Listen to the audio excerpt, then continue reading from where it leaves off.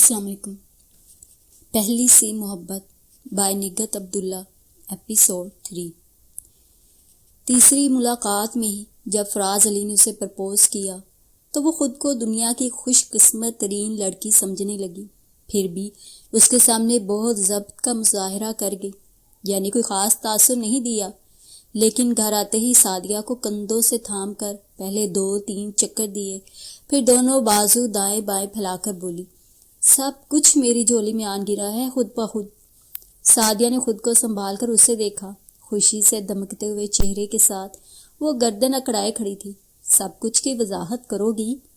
سعدیہ نے بغیر دلچسپی کے کہا۔ وہی سب کچھ جو میں نے چاہا، بنگلہ، گاڑی، نوکر چاکر وغیرہ وغیرہ۔ اس کے شاہانہ انداز پر سعدیہ قصداً انجان بن کر بولی، یہ تمہاری جھولی میں کیسے سما سکتا ہے؟ پاگل ہو تم۔ وہ چڑ گئی، اتنا بھی نہیں سمجھتی کہ میرا کہنے کا مطلب کیا ہے؟ کیا مطلب ہے تمہارا؟ یعنی یہ سب کچھ مجھے حاصل ہو رہا ہے بغیر کسی تردد کے؟ وہ امیر کبیر شخص فراز علی ہے نا، اس نے مجھے پرپوز کیا ہے۔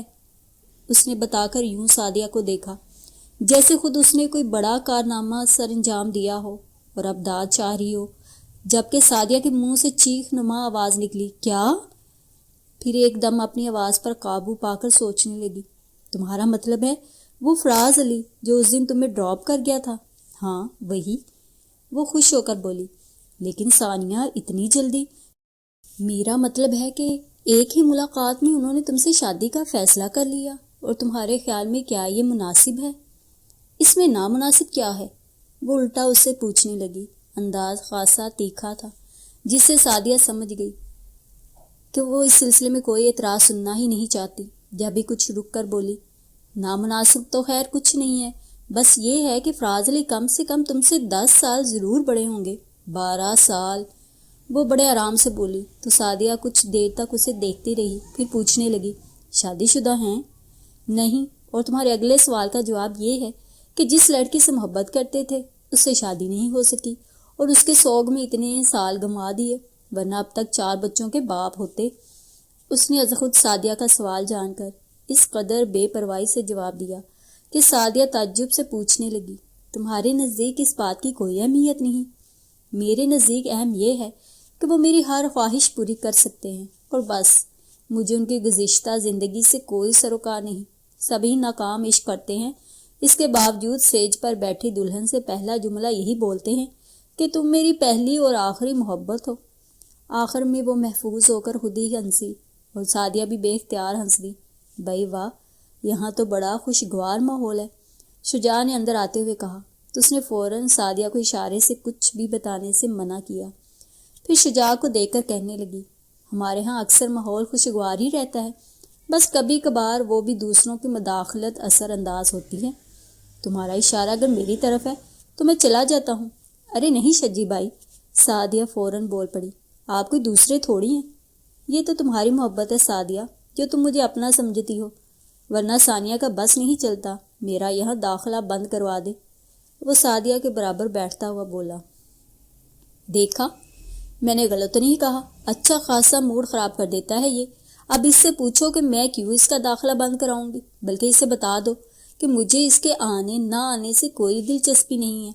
وہ کہتی ہوئی وہاں سے اٹھ کر چلی گئی تو شجاع اپنی جگہ چور سا بن گیا، جبکہ سعدیہ نہ صرف سٹپٹا گئی بلکہ نادم ہو کر بولی، سوری شجی بھائی، یہ تو بس یوں ہی ہر وقت لڑنے کو تیار رہتی ہے، مجھے پتہ ہے، اور میں اس کی کسی بات کا برا نہیں مانتا۔ اس نے سعدیہ کی ندامت دور کرنے کی خاطر ہنس کر کہا، اور پھر اپنی بات سچ ثابت کرنے کے لیے اسے کتنی دیر وہاں بیٹھنا پڑا تھا، ورنہ دل تو چاہ رہا تھا کہ فوراً اٹھ کر چلا جائے۔ پھر زیادہ دن نہیں گزرے تھے کہ فراز علی نے اس کے لیے باقاعدہ پیغام بھیج دیا۔ ان کے والدین حیات نہیں تھے، بس ایک بڑی بہن تھی، وہ اپنے میاں کے ساتھ آئیں اور پہلی ہی بار میں اسے انگوٹھی پہنانے کے ساتھ شادی کی تاریخ رکھنے پر اصرار کرنے لگی۔ اس وقت امی خود کو کافی بے بس محسوس کر رہی تھیں، ان کی سمجھ میں نہیں آ رہا تھا کیا کریں، کیونکہ سعدیہ کے ذریعے وہ ان سے کہلوا چکی تھی کہ اس رشتے سے انکار نہ کریں، اور امی ابو نے انکار تو نہیں کیا، پھر بھی انہیں کچھ وقت چاہیے تھا، یعنی فراز علی کے بارے میں وہ اطمینان کرنا چاہتے تھے، لیکن ان کی بہن ہتھیلی پر سرسوں جمائے بیٹھی تھی والدین کے انتقال کے بعد فراز بالکل اکیلا رہ گیا۔ اب خدا خدا کر کے شادی پر مادہ ہوا ہے، اس کا گھر بس جائے تو میں مطمئن ہو جاؤں گی، بس آپ کوئی قریبی تاریخ دے دیں۔ ان کی ہر بات اسی جملے پر ختم ہو رہی تھی۔ آخر امی کو کہنا پڑا، تیاری میں کچھ وقت تو لگے گا، ہمیں کچھ نہیں چاہیے، اللہ کا دیا فراز کے پاس سب کچھ ہے، اور اس نے خاص طور سے کہا ہے کہ آپ کسی قسم کا کوئی تردد نہ کریں، پھر بھی ہم اپنی خوشی تو ضرور پوری کریں گے۔ ماشاءاللہ خاصا بڑا خاندان ہے ہمارا، اور ثانیہ کے تایا ماموں وغیرہ سے مشورے کے بعد ہی ہم شادی کی تاریخ رکھ سکیں گے۔ امی کو اچانک جواب سوچ گیا، اور پھر انہوں نے یوں ظاہر کیا جیسے تایا ماموں سے مشورے کے بغیر وہ کوئی قدم نہیں اٹھا سکتی۔ اس موقع پر ابو نے ان کا بھرپور ساتھ دیا۔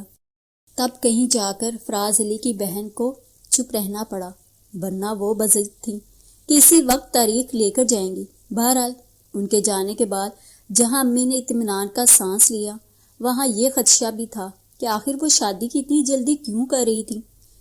کیوں؟ کیا امی کو میری شادی کی جلدی نہیں تھی؟ سعدیہ کی زبانی امی کا خدشہ سن کر وہ تنک کر بولی، جب میں انٹر میں تھی اس وقت جب کوئی رشتہ آتا تھا تو امی حامی بننے کو تیار ہوتی، ان کا بس نہیں چلا، ورنہ کب کی مجھ سے فارغ ہو چکی ہوتی۔ خیر یہ کوئی چمبے کی بات تو نہیں ہے، بس وسے گھیرتے ہی ہیں، اور ایسی صورت میں کہ فراز علی بالکل غیر اور انجان شخص ہیں۔ سعدیہ نے دھیرج سے کہا تو وہ بے نیازی سے بولی، میرے لیے وہ انجان نہیں ہے۔ سعدیہ نے حیرت سے اسے دیکھا اور قصداً خاموشی اختیار کر لی۔ پھر ابو اپنے طور پر فراز علی کی جو چھان بین کر سکتے تھے انہوں نے کی، اور حقیقتاً انہیں کوئی ایسی بات معلوم نہیں ہوئی جو ان کے دل میں ذرا سی بھی کھٹک پیدا کرتی۔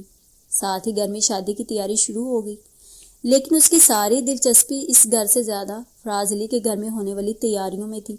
روزانہ شام میں فراز علی سے اپنے ساتھ لے جاتے اور شہر کی مہنگی ترین دکانوں سے اس کے لیے قیمتی چیزیں خریدتے، اور ظاہر ہے ان کے مقابلے میں اپنے ہاں کی چیزیں کہاں اس کی نظر میں سما سکتی تھی۔ امی اور سعدیہ کی شاپنگ اور ان کے اشتیاق سے پوچھنے پر سرسری انداز میں دیکھ کر نخوت سے کہتی، ہاں ٹھیک ہے۔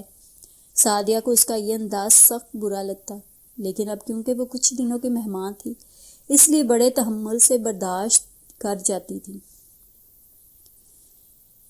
اس وقت وہ بہت اہتمام سے تیار ہو کر فراز علی کا انتظار کر رہی تھی۔ جب سعدیہ نے بظاہر مذاق میں کہہ دیا، میرا خیال ہے ثانیہ اب تمہیں فراز بھائی سے پردہ کرنا چاہیے۔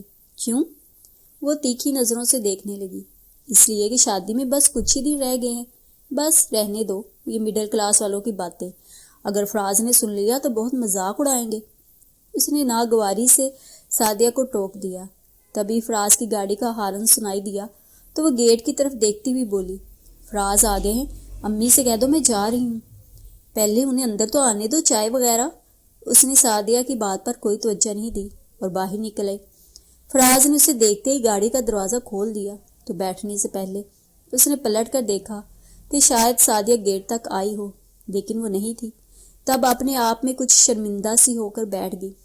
فراز نے کل ہی اسے کہا تھا کہ آج وہ اسے اپنے بنگلے پر لے جائیں گے تاکہ وہ سیٹنگ وغیرہ دیکھ لے، اور اگر تبدیلی کروانا چاہے گی تو وہ اس کے پسند کے مطابق تبدیلی کروا دیں گے، اور وہ بہت خوش تھی، لیکن کچھ بے پرواہ سی بنی رہی۔ البتہ بنگلے میں داخل ہوتے ہی وہ بالکل بے اختیار ہو گئی۔ خوش رنگ پھولوں سے سجا وسیع لان دیکھ کر اس کی آنکھیں چمکنے لگیں اور بے اختیار کہہ گئی، میرے خوابوں کی حسین تعبیر۔ فراز علی اس کی دیوانگی سے قصداً نظریں چرا کر آگے بڑھ گئے تو قدرے توقف سے احساس ہونے پر وہ تیز قدموں سے ان کے پیچھے چلی آئی، اور اندر آ کر وہ پھر خود پر قابو نہیں رکھ سکی۔ میری ہمیشہ سے یہی تمنا تھی، اتنا بڑا گھر، ویل ڈیکوریٹڈ، اور مجھے یقین تھا میری خواہش ضرور پوری ہوگی، جبکہ باقی سب میرا مذاق اڑاتے تھے۔ مذاق کیوں اڑاتے تھے؟ فراز علی نے اس کے دمکتے چہرے پر نظر ڈال کر پوچھا۔ شاید ان کا مقصد میرے دل سے اس خواہش کو مٹانا تھا، لیکن میں نے بھی سوچ لیا تھا کہ ہرگز کسی ایرے گیرے سے شادی نہیں کروں گی۔ اس کا سارا دھیان امپورٹڈ ڈیکوریشن پیسز کی طرف تھا۔ اچھا؟ وہ ذرا سا سانس لینے کو رکے، پھر پوچھنے لگے، اور اگر ہماری ملاقات نہ ہوتی تب بھی میرا فیصلہ نہیں بدل سکتا تھا، میں انتظار کرتی۔ کس کا؟ میرا؟ جس طرح انہوں نے چونک کر پوچھا وہ بھی چونک کر دیکھنے لگی، پھر ایک دم کھلکھلا کر ہنسی کے درمیان بولی، جی آپ کا۔ وہ کچھ دیر اس کی ہنسی کی جل ترنگ سنتے رہے، پھر موضوع بدلتے ہوئے کہنے لگے، تمہیں یہ سب ٹھیک لگ رہا ہے یا کوئی تبدیلی چاہتی ہو؟ فی الحال سب ٹھیک، بلکہ بہت اچھا ہے، پھر کبھی موڈ بدلا تو سیٹنگ بھی بدل لیں گے، اس نے کہا تو وہ ذرا سے کندھے اچکا کر رہ گئے۔ سنو، کیا سب لڑکیاں ایسی ہی ہوتی ہیں؟ واپسی میں وہ اسے پوچھ رہے تھے، تمہاری طرح خواب دیکھنے والی؟ ہاں، لیکن تعبیر ہر ایک کو نہیں ملتی، اس نے اعتراف کے ساتھ گردن اکڑائی۔ اور جنہیں تعبیر نہیں ملتی ان کا کیا قصور ہوتا ہے؟ وہ بزدل ہوتے ہیں یا پھر جلد باز، انتظار نہیں کرتے پھر؟ مجھے نہیں پتا۔ وہ آخر میں جھنجھلا گئی تو وہ اسے دیکھ کر ذرا سا ہنسے، لیکن کچھ کہا نہیں۔ پھر اسے گھر کے سامنے اتار کر جانے لگے تو وہ رو کر بولی، اندر چلے نا، سعدیہ آپ کو بہت اچھی چائے پلائے گی۔ کیوں، تمہیں چائے بنانی نہیں آتی؟ آتی ہے، لیکن بناؤں گی نہیں، کیونکہ مجھے کچن کے کاموں سے کوئی دلچسپی نہیں، اس نے فخریہ بتایا، اور انہیں اندر آنے پر آمادہ نہ دیکھ کر خدا حافظ کہتی ہوئی وہ اپنے کمرے میں چلی آئی۔ لاؤنج میں عرفان کے ساتھ شجاع کو دیکھ کر وہ اپنے کمرے میں جاتے جاتے پلٹ کر انہی کے پاس آ بیٹھی۔ کیسے ہو شجاع؟ اس کے پوچھنے پر وہ متوجہ ہوا اور مسکرا کر بولا، تم سناؤ، کہاں سے آ رہی ہو؟ وہ ابھی جواب دینا چاہتی تھی کہ سعدیہ چائے لے آئی اور اسے دیکھ کر کچھ تعجب سے بولی، ہائے، تم نے فراز بھائی کو باہر ہی سے رخصت کر دیا؟ کہا تھا میں نے کہ تمہارے ہاتھ کی چائے پی کر جائیں، لیکن وہ چلے گئے، اس نے بے نیازی سے کہہ کر ٹرے میں سے چائے کا ایک مگ اٹھا لیا تو اس کی ڈٹائی پر عرفان ٹوکتا ہوا بولا، دیکھو، جب سعدیہ چائے بنانے گئی تھی اس وقت تم یہاں موجود نہیں تھی، اس لیے یہ چائے واپس رکھ دو۔ کیوں؟ تم اگر نہیں پیو گے تو کون سی قیامت آ جائے گی؟ اس نے مروتاً بھی عرفان کا خیال نہیں کیا، بلکہ فوراً مگ ہونٹوں سے لگا لیا۔ تب سعدیہ اپنا مگ اس کے سامنے رکھتی ہوئی بولی، تم یہ لے لو عرفان، میں اور بنا لوں گی۔ نہیں بس، اب میں جا رہا ہوں۔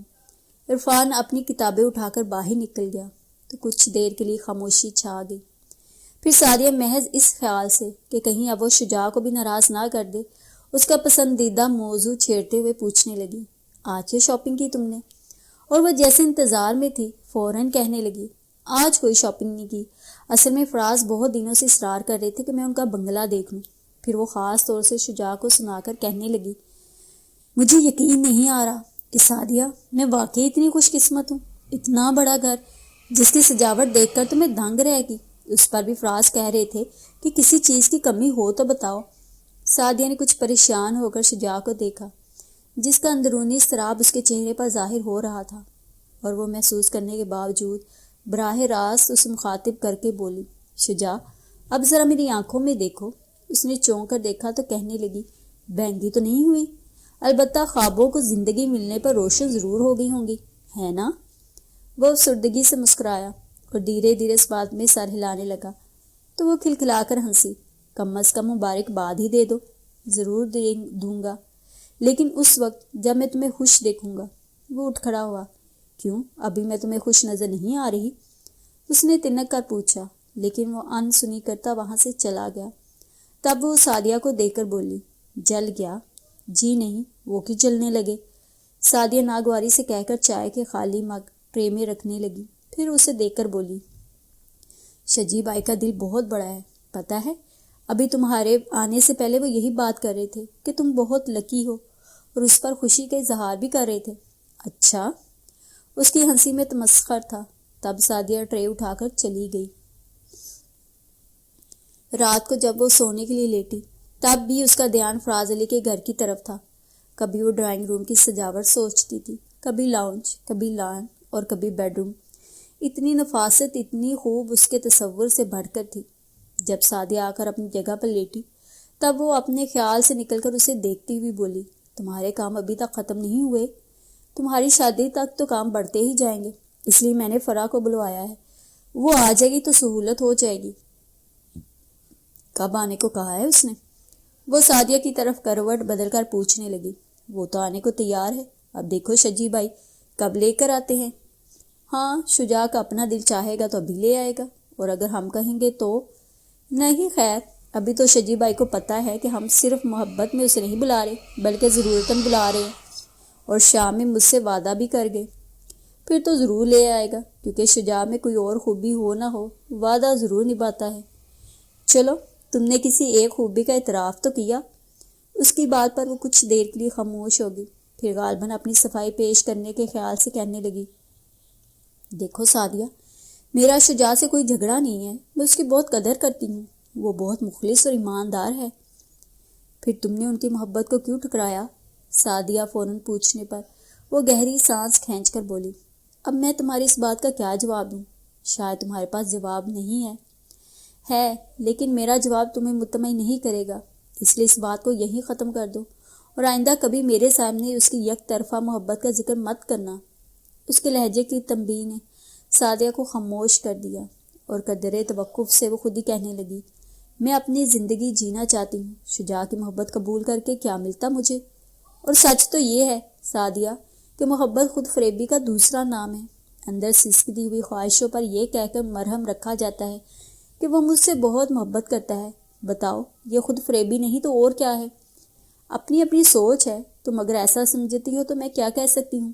سعدیہ نے خود کو اختلاف کرنے سے روکنے کی خاطر دامن بچایا، لیکن وہ پوچھنے لگی، اور تم کیا سمجھتی ہو؟ اس کائنات کی سب سے خوبصورت اور اٹل حقیقت محبت اور صرف محبت ہے۔ مجھے اگر محبت حاصل ہو جائے تو اس کے لیے میں ساری دنیا چھوڑ سکتی ہوں، لیکن ساری دنیا کے لیے محبت نہیں چھوڑ سکتی۔ سعدیہ نے صاف گوئی اور سادگی سے اپنا خیال بتایا تو وہ بیزاری سے بولی، وہی 80% لڑکیوں والی سوچ۔ یوں ہی صحیح، کیوں تم بتاؤ، کیا تمہیں فراز بھائی سے محبت نہیں ہے؟ سعدیہ نے اچانک جیسے اسے کٹہرے میں لا کھڑا کیا۔ وہ حیران ہو گئی، لیکن لاجواب ہونے والوں میں سے نہیں تھی۔ فوراً سنبھل کر بولی، محبت بھی میں نے سوچ سمجھ کر کی ہے، سوچ سمجھ کر محبت نہیں ہوتی، یہ تمہارا خیال ہے۔ وہ کہہ کر کروٹ بدل گئی، کیونکہ اب واقعی لاجواب ہو رہی تھی۔ پھر چند دن جیسے پر لگا کر اڑے، وہ سب کچھ پا لینے کے احساس سے سرشار بابل کی دہلیز چھوڑ آئی۔